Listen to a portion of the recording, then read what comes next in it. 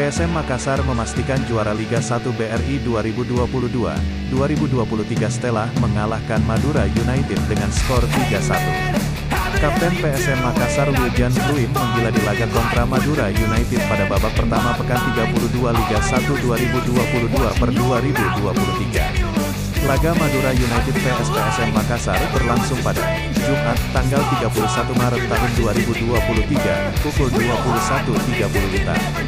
Setelah unggul cepat menit 4, PSM Makassar kembali menggandakan keunggulan. Tepatnya pada menit 9, PSM Makassar mencetak gol kedua dan lagi-lagi dari Wiljan Fluim. Gol kedua PSM Makassar ini berawal dari sepak pojok. Eksekusi bola mati ini diambil Yance Sayuri. Dengan umpan terukur, bola mengarah langsung ke Wiljan Fluim yang berdiri tepat di depan gawang. Pada babak kedua, PSM kembali mencetak gol di menit ke-48. Kenzo Nambu merebut bola dari penguasaan Zulfiandi di tengah lapangan, lalu melihat posisi Randy yang keluar dari gawangnya. Tak mau malu di kandang sendiri, Madura United menipiskan jarak menjadi 1-3 pada menit ke-51. Menyambut tendangan bebas lulinya, Hugo Jaja berhasil menanduk bola masuk ke gawang PSM. Gol tersebut membuat semangat Madura United meningkat.